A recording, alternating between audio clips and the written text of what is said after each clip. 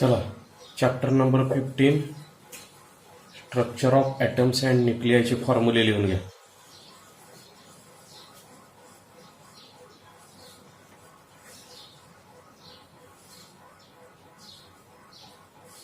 हे फॉर्म्युले पुसून परत पुढचे फॉर्म्युले लिहितोय मी.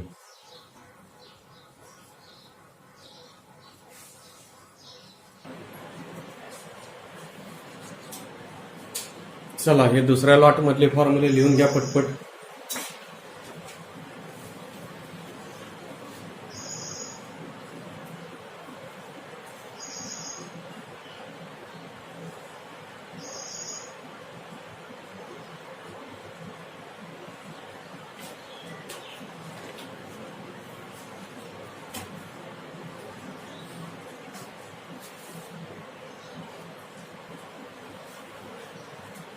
चला, एक्झाम्पल्स असं नाव टाका आणि पहिलं गणित लिहा. Calculate the wavelengths of the first three lines. The wavelengths of the first three lines.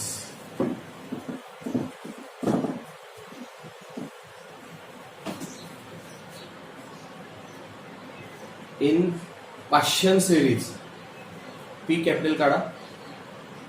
First three lines in Paschen series of hydrogen atoms.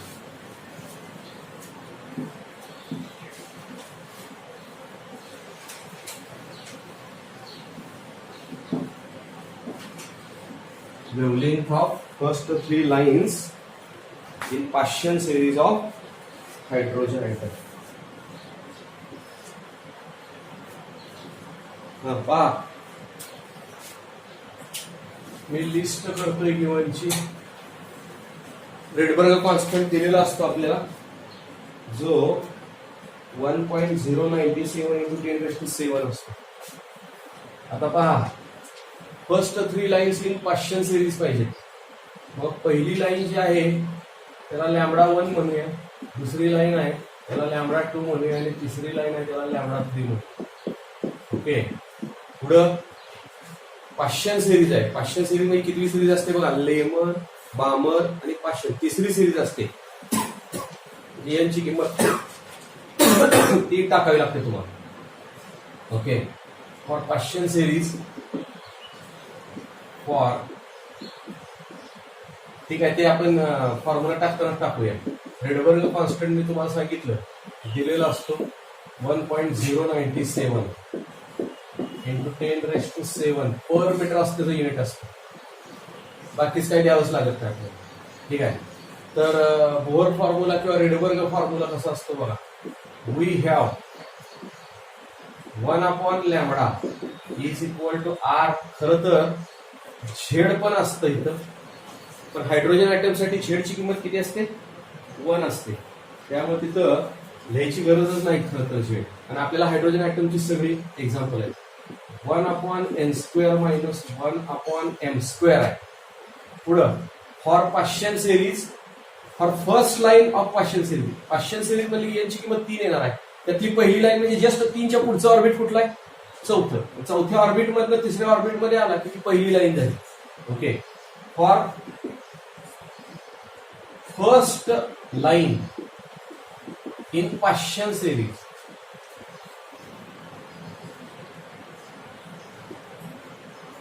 In पाश्चन series. पाश्चन म्हटलं की यांची किंमत 3 आली. लाल, बाल, पाल असं लक्षात ठेवायचं. लेमन, बामर, पाश्चन. ओके, आणि फर्स्ट त्यातली लाईन म्हटलं याच्या जस्ट पुढचा घ्यायचा. सेकंड लाईन म्हणली की याच्यात त्याच्या नेक्स्ट म्हणजे 5 घ्यावं लागेल. आणि थर्ड लाईन म्हणली की यांची किंमत 6 घ्यायची. बस एवढंच बदलणार आहे, बाकी काही नाही. हा, मग फर्स्ट लाईन म्हणले की इथं λ1 म्हणूया आपण. आरएच ची किंमत माहितच आहे, 0.1097 × 10⁻⁷. 1 पाश्चन सिरीज म्हणली की यांची किंमत 3 आली. आणि हा मोठा आला पाहिजे, लक्षात घ्या. मोठ्यातून लहान वाला केला पाहिजे. हा मोठा आला पाहिजे, छेद लहान आला पाहिजे. पहिला कशात येतो ते लिहायचं, मग कशात नाही येते तो इलेक्ट्रॉन, तो नंतर आहे. ओके, पुढं 1/λ1 is equal to 1.097 × 10⁻⁷, 1/9 - 1/16. म्हणजेच 1/λ1 इज इक्वल टू 1.097 इंटू 10⁻⁷. हा, क्रॉस मल्टिप्लिकेशन करा सरळ. 16 मायनस 9/16 ओके. म्हणजेच काय काय येणार बघा.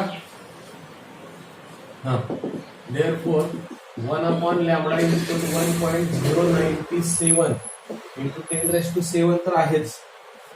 16 मायनस 9 म्हणजे 7/144. 7/144. आपल्याला पाहिजे λ1 रेसिप्रोकल तर घ्यावाच लागणार. हे 144 गेला वर डिवायडेड बाय 1.097 इंटू 7 आणि हे 10⁻⁷ पण खालीच आहे. 10⁻⁷ पण खालीच आहे. 10⁻⁷ ला तेवढं वर घेऊया. 144 इंटू 10⁻⁻⁷ येईल.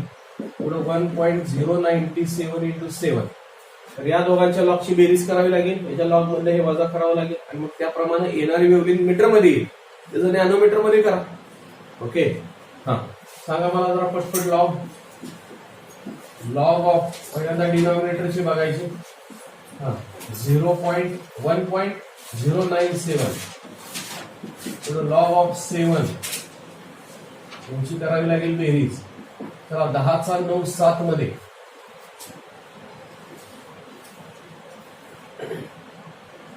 हा 0.403 70चा किती 8451 बेरीज आहे. 3 1 4 5 4 4 8 8 0. हा आला लॉग ऑफ डिनॉमिनेटर. पुढं काय करावं लागेल.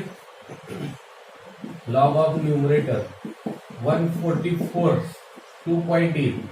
त्यातनं लॉग ऑफ डिनॉमिनेटर मी 10⁻⁻⁷ तसंच ठेवलेलं आहे. हा, सांगा पटकन 14/4 मध्ये किती 1584. हे 8854 आले. वजाबाकी करायचे. 4 4 गेले 0. 8 मधनं 5 गेले 3 आले. 15तून 8 गेले 7 आले. हातच्या 1 गेला. 10तून 8 गेले 2 आले. हातच्या 1 गेला 1 राहिले. खालच्या दोघांची बेरीज जरा करून बघत जाव. Anti log 1.2730. हा, किती येतो 2730 चा अँटी लॉग 18 किती 1875. एक कॅरेक्टरिस्टिक आहे म्हणल्यावर 2 घरनंतर पॉईंट दिला. λ1 इज इक्वल टू किती आले 18.75 इंटू 10⁻⁻⁷ आहे. हे मीटर मध्ये आलं बरं का. आपण काय करूया त्याच नॅनोमीटर मध्ये करूया. आता एक लक्षात घ्या. लेमन सिरीज पहिले सिरीज असते ती असते इन्फ्रारेड लाईट. त्याची एनर्जी जादा असते म्हणजे ती अल्ट्राव्हायोलेट लाईट मध्ये असते. ओके. बामर सिरीज जी आहे सेकंड सिरीज ती विजिबल लाईट मध्ये असते. आणि थर्ड सिरीज पाश्चन सिरीज त्याच्या पुढची ब्रॅकेट पी पण ह्या इन्फ्रारेड मध्ये असतात. इन्फ्रारेडची वेव्हलेंथ रेड कलर पेक्षा जादा. रेड कलरची साधारणतः 600 ते 800 नॅनोमीटर आहे. त्यापेक्षा जादा यायला पाहिजे. म्हणजे 1000 नॅनोमीटर वगैरे अशी सुद्धा येऊ शकते. त्याच्यापेक्षा जादा येऊ शकते 1100 नॅनोमीटर वगैरे. तर साधारणतः ही किती यायला पाहिजे 1875 नॅनोमीटरच्या आसपास येते का बघूया आपण. ओके. नॅनोमीटर मध्ये करायचं आहे मीटरचं. काय करावं लागेल रे. हा, नॅनोमीटर म्हणजे 10⁹ कन्व्हर्शन फॅक्टर आहे. मीटर मोठा युनिट लहान करतो. युनिट लहान करतो म्हणजे संख्या मोठी करा. मोठी करा याचा अर्थ 10⁹ नी मल्टिप्लाय करा म्हणजे हे नॅनोमीटर आलं. आणि मग किती येणार बघा ते -7 आणि +9 2 आलं. 10⁻² म्हणजे हे 2 घरं पुढे सरकवायचं म्हणजे 1875 नॅनोमीटर. मी मगाशी अंदाज काढला होता. ते विजिबल लाईटची 3 अंकी असते नॅनोमीटर मध्ये. एक्सकॉम्युनिटी मध्ये 4 अंकी असते. ओके. पण ही इन्फ्रारेड आहे. अजून वेव्हलेंथ ती जादा असणार आहे. ती जादा आली. तसंच आता सेकंड लाईनची काढायची. Now for second line of Balmer Paschen सिरीजच्या सेकंड लाईन साठी. हा, सेकंड लाईन साठी काय फरक असणार आहे. बामर पाश्चन सिरीज आहे म्हणले की यांची किंमत 3च आली. आणि फर्स्ट लाईन म्हणले की यांची किंमत 4 आली. सेकंड लाईन म्हणले की 4 च्या जागी 5 करायचं. त्याच्या पुढच्या ऑर्बिट मधनं आलं पाहिजे ना. आणि मग काय काय येणार बघा 1/λ2 is equal to R into bracket 1/3 square minus 1/5 square. मग 1/λ2 इज इक्वल टू रेडबर्ग कॉन्स्टंटची किंमत आहे 1.097 10⁻⁷ 1/9 मायनस 1/25. हे कॅल्क्युलेशन तुम्ही करायचं. तिसरं पण तुम्हीच करायचं, फक्त एम ची किंमत 6 टाकावी लागणार आहे, बस बाकी काहीच नाही. चला करा पटपट कॅल्क्युलेशन तुम्ही आणि मला सांगा किती उत्तर येते.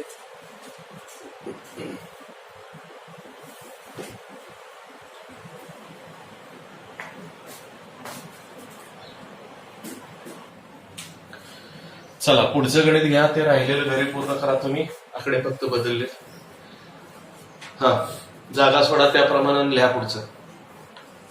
H alpha line of Balmer series. H capital काढून पायाजवळ छोटासा alpha line. H alpha line याचा अर्थ पहिली लाईन असते ती.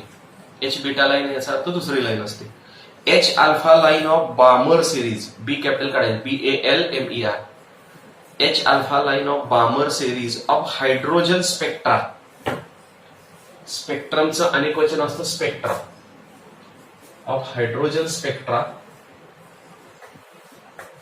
has wavelength 6560. has wavelength 6560 angstrom minute. angstrom minute. He बामर series म्हणजे विजिबल लाईट मध्ये असते, त्यामुळे 6560 आले बघा. साधारणतः रेड कलर आहे. First of calculate wavelength of H beta line. Calculate wavelength of H beta line.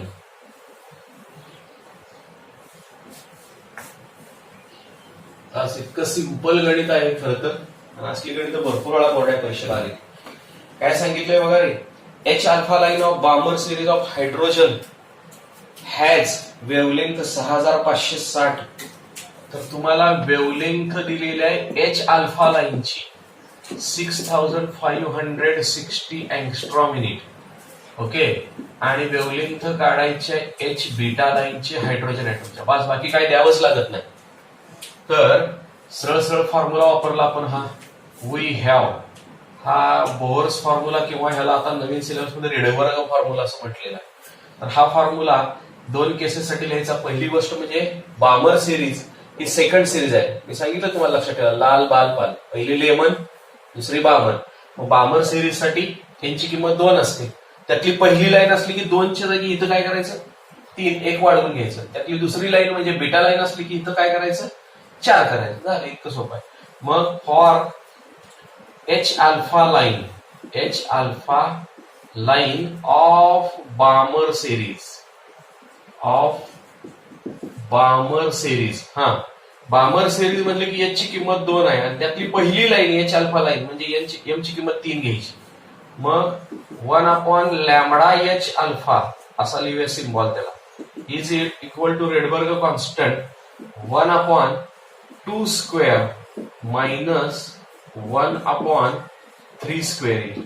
Okay, म्हणजेच 1/h alpha lambda H alpha is equal to RH 1/4 minus 1/9.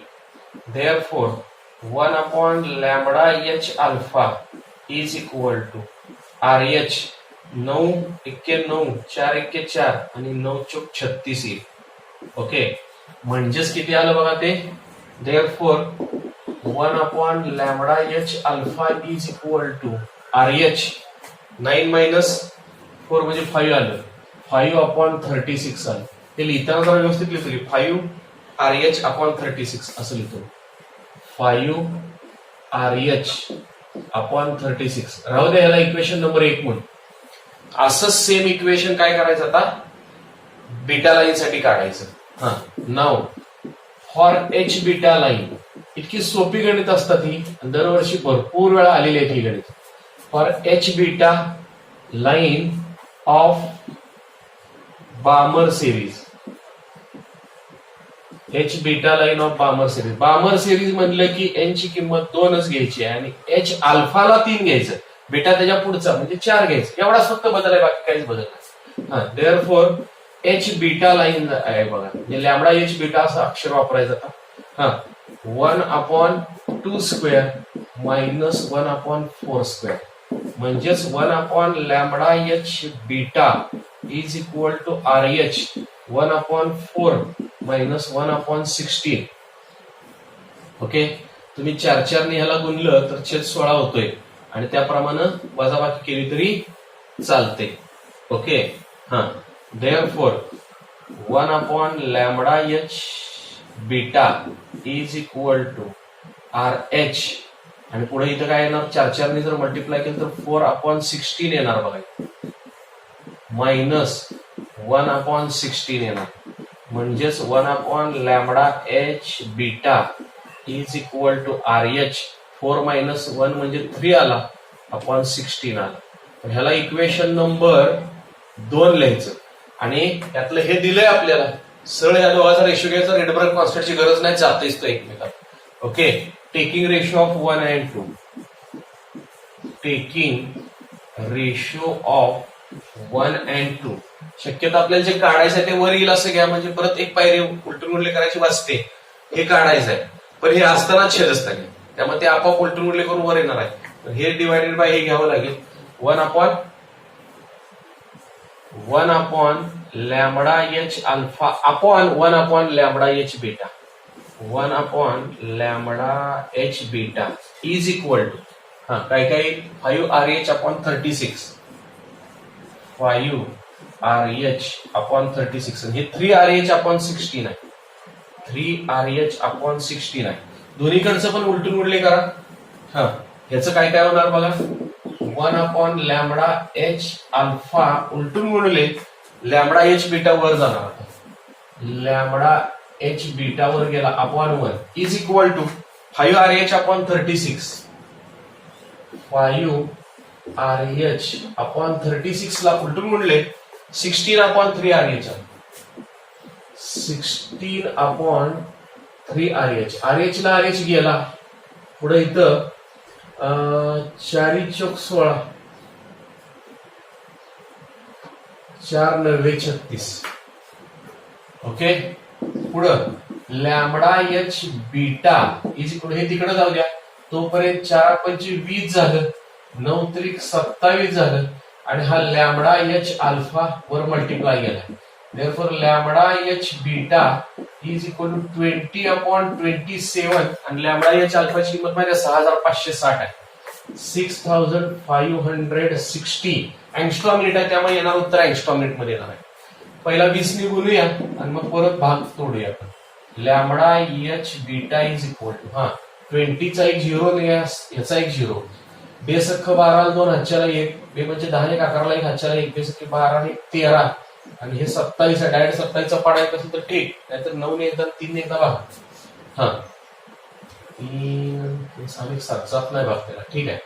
9 त्रिक 27, पुढं 9 1 9 उरले 4 काय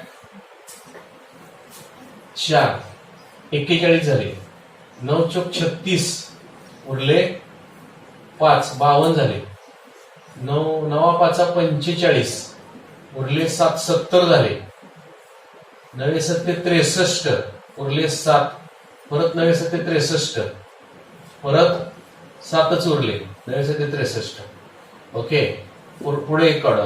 हा पुढं lambda H beta is equal to 14,577.77 हा divided by 3 आहे, 3 1 3, 3 चौक 12 उरले 2, 3 8 24 उरला 1, 3 5 15 उरले 2, 3 9 27, पुढं 3 2 6 आणि 3 5 15 बस झालं. म्हणजेच सेकंड लाईन जी आहे कुठली सिरीज चालू आहे, बामर सिरीज, त्याची आणि बामर सिरीज ही विजिबल लाईट मध्ये असते, तुम्हाला माहित आहे 4859.25 अँगस्ट्रॉम मिनिट सेकंड लाईनची वेव्हलेंथ आहे. ओके, सेकंड लाईनची वेव्हलेंथ ज्यादा पाहिजे का कमी पाहिजे बघा पडतं.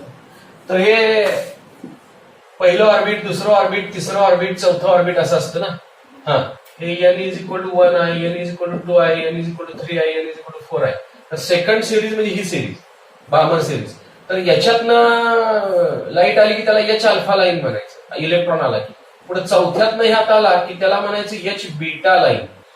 तर याच्यापेक्षा ह्याच्यातला एनर्जी गॅप ज्यादा आहे. एनर्जी गॅप ज्यादा आहे म्हणजे एनर्जी ज्यादा आहे सेकंड लाईनची. एनर्जी ज्यादा आहे याचा अर्थ फ्रिक्वेन्सी ज्यादा आहे म्हणजे वेव्हलेंथ कमी आहे. कमी उत्तर यायला पाहिजे होतं. आलंय का बघा, 6560च्या जागी 4000. एनर्जी वाढत चालली आहे, पुढची लाईन येईल तसं तसं वेव्हलेंथ कमी कमी होत जाते. हे जरी माहित असलं तुम्हाला तर ऑब्जेक्टिव्ह प्रश्न काय काय डायरेक्ट सुटतात. ह्याच्यापेक्षा कमी असलेलं उत्तर एकच पर्याय असला तर कॅल्क्युलेशन करावं लागेल. हे डोक्यात घेतलं पाहिजे. पण त्याचं स्ट्रक्चर, ते हायड्रोजनचा स्पेक्ट्रम, एनर्जी लेवल डायग्राम जे आहे ती लक्षात जर असेल तर हे पटपट येतात बघा. चला लिहा.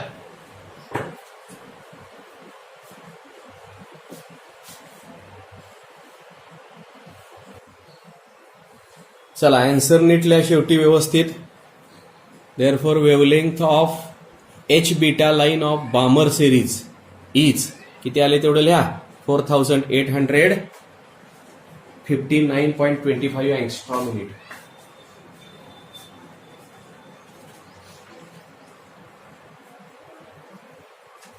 झालंय. चला असले सेम होमवर्क साठी देतो आता, मग नंतर पुढचं एक गणित घेऊ. A second member of Balmer series. Second member म्हणजे एच बीटा लाईनच. बघा आत्ताच वेव्हलेंथ काढली आपण, आता इथे दिली आहे बघा. A second member of Balmer series, B capital काढलं, BALMER. A second member of Balmer series has a wavelength of 4861, 4861 दिले बघा. 4859 आले. 4861 into 10⁻⁻10 metre. 4861 into 10⁻⁻10 metre. Full stop. Calculate the wavelength of third member. Calculate the wavelength of the third member of Balmer series. Calculate the wavelength of the third member of the Balmer series. याचा answer येतोय, third member म्हणजे H beta line, gamma line असते, alpha beta gamma, हा, किंवा lambda 3 म्हणलं तर चालतं तुम्ही त्याला. याचा आन्सर लिहून घ्या. लॅमडा 3 येतं 3375 म्हणजे 3375.68. 3375.68 अँगस्ट्रॉम युनिट येतं. अँगस्ट्रॉम युनिट मध्ये काढले उत्तर. मीटर मध्ये काढलं तर चालेल, कारण देताना त्यांनी मीटर मध्येच दिलंय. चला सोडा वरच्या एवढी जागा आणि नेक्स्ट एक्झाम्पल लिहा.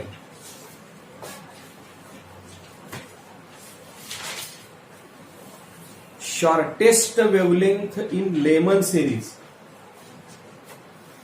Shortest wavelength in Lehman series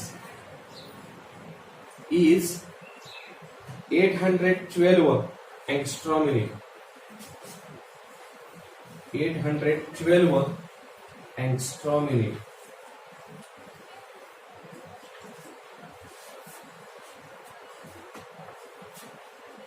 Full stop. Calculate the wavelength of shortest wavelength line. Calculate the wavelength of shortest wavelength line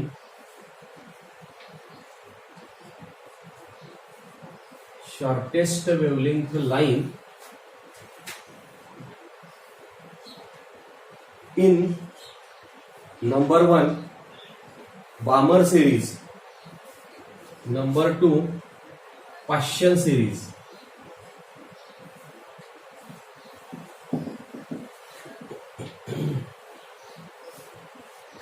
हा लक्ष द्या. तो काय सांगितलंय बघा, shortest wavelength line in Lyman series. Lyman सिरीजची लॅमडा एल वापरतो मी, त्याची शॉर्टेस्ट वेव्हलेंथ दिलेली आहे 812. 812 angstrom unit. Okay. Lyman series ही पहिली सिरीज असते, ती अल्ट्राव्हायोलेट रिजन मध्ये असते. आणि त्यामुळे त्याची वेव्हलेंथ व्हिजिबल पेक्षा कमी आली पाहिजे. व्हिजिबलची 4 अंकी असते तुम्हाला माहिती आहे, साधारणतः 4000 ते 8000च्या आसपास. हे जे 812 आले म्हणजे कमी आले 4000 पेक्षा, फारच कमी आले. अल्ट्राव्हायोलेट रिजन मध्ये असते, एनर्जी ज्यादा असते त्याची, म्हणजे वेव्हलेंथ कमी असते. हे सगळं माहित पाहिजे तुम्हाला. पुढे काय सांगितलंय बघा आपल्याला, shortest wavelength line of Balmer series. बामर series साठी लॅम्बडा बी आणि पाश्चन सिरीजची पण काढायची आहे ना, तर लॅम्बडा पी. शॉर्टेस्ट आहे बरं का पण ती. शॉर्टेस्ट म्हणजे काय रे, शॉर्टेस्ट वेव्हलेंथ लाईन म्हणजे पहिली लाईन का लास्ट लाईन एवढं कळलं पाहिजे. तर हे ऑर्बिट असतात, सगळ्यात लांबून जर येत असेल तर त्याची एनर्जी सगळ्यात जादा असते, आणि सगळ्यात जस्ट त्याच्या नेक्स्ट ऑर्बिट मध्ये येत असेल तर त्याची एनर्जी सगळ्यात कमी असते.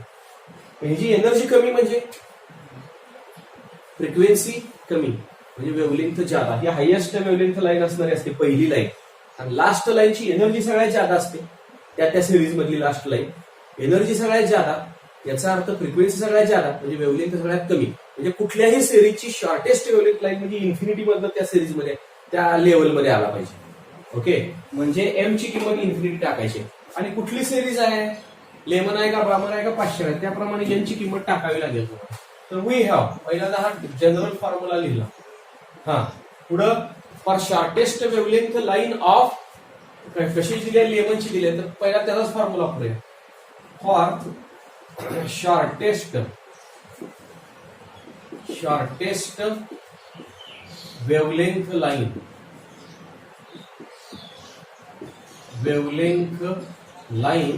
ऑफ लेमन सिरीजच्या लेमन सिरीज म्हणजे पहिली सिरीज आहे, एन ची किंमत 1 आली. आणि शॉर्टेस्ट वेव्हलेंथ लाईन म्हणजे एम ची किंमत इन्फिनिटी टाकायची. मग लेमन सिरीज साठी मग लॅम्बडा एल वापरले, आणि एन ची किंमत 1 आहे, हे एम ची किंमत इन्फिनिटी आहे. इन्फिनिटीचा स्क्वेअर 0 हे इन्फिनिटी असतो, आणि 1/∞ म्हणजे 0 असतं. लक्षात ठेवा, 1/1 आणि हे 0 झालं डायरेक्ट. म्हणजेच लॅम्बडा एल हे दिलंय की किंमत टाकूया की त्याची, नंतर टाकू आपण. इथे किती येणार बघा, 1/λL is equal to RH फक्त आलं इक्वेशन नंबर 1. ते 1च आहे, 1 लिहायची काही गरज नाही. पुढं आता काय करावं लागेल आपल्याला, बाकीच्या 2 सिरीज आहेत त्याचे पण असेच फॉर्म्युले तयार करून घ्यायचे.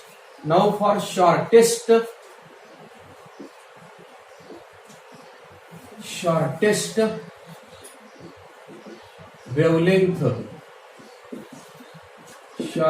Wavelength line of Balmer series.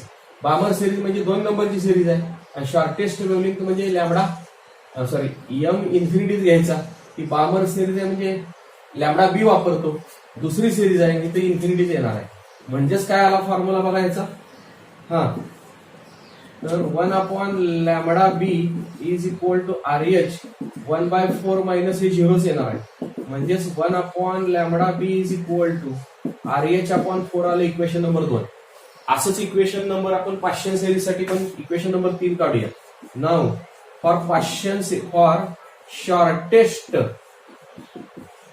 Shortest wavelength line of Paschen सिरीजच्या शॉर्टेस्ट वेव्हलेंथ लाईन साठी काय असणार, पाश्चन सिरीज म्हणजे तिसरी सिरीज आहे, आणि शॉर्टेस्ट वेव्हलेंथ म्हणजे इन्फिनिटीज घ्यायचा आहे. यातच टाकायच्या किमती. देअरफॉर पाश्चन सिरीज आहे म्हणजे लॅम्बडा पी वापरूया. RH 1/3 square minus 1/∞ square. Okay, म्हणजेच 1/λP is equal to RH into bracket 1/9 minus हे 0च येणार आहे. म्हणजेच फॉर्म्युला काय आला बघा आता, therefore 1/λP is equal to तर RH/9 आला. RH/9 equation number 3. आता इक्वेशन 1 आणि 2 चा रेशो घेऊया. Taking ratio of 1 and 2. Taking ratio of 1 and 2. 1 आणि 2 चा जर रेशो घेतला तर काय काय येईल बघा, 1/λL आहे,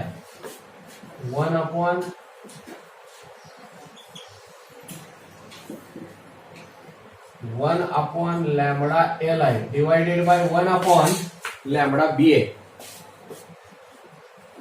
इज इक्वल टू हा RH आहे फक्त इथं, आणि इक्वेशन 2 मध्ये RH अपॉन 4 आहे, RH बाय 4 आहे. म्हणजेच काय काय आलं बघा, हा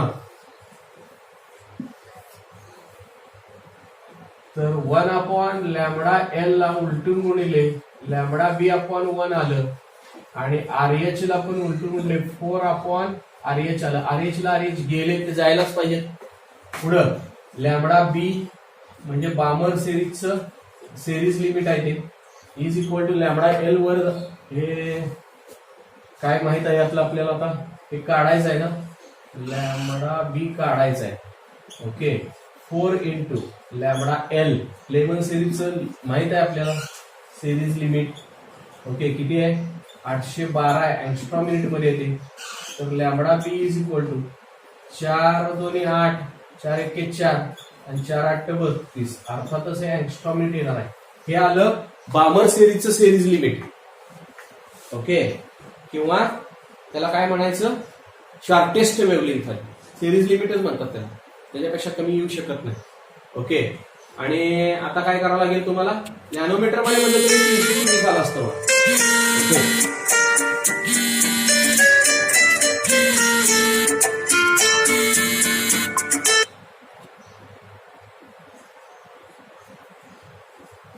हा पुढे आता काय करावं लागेल, इक्वेशन नंबर 1 आणि 3 चा रेशो घ्यावा लागेल तुम्हाला. 500 सिरीजचं सिरीज लिमिट आहे, घेताय तुम्ही? चला घ्या तेवढं आणि मला सांगा उत्तर किती येते.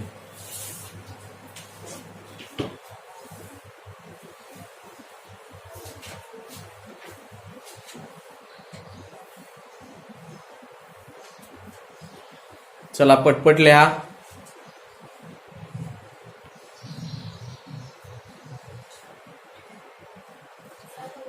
चला 500 सिरीजचं सिरीज लिमिट किती आलं तुम्ही सोडवलेलं, 7308. 500 सिरीजचं सिरीज लिमिट 5308 अँगस्ट्रॉम मिनिट यायला हवं. काय ना, इक्वेशन 1 आणि 3 चा रेशो घेतला की तुम्हाला ते येईल. तेवढं उत्तर येते का बघा, 7308 आहे. हा 7308 आहे बघा, 7308 अँगस्ट्रॉम मिनिट एवढं उत्तर यायला हवं. आलंय का बघा. चला थांबूया.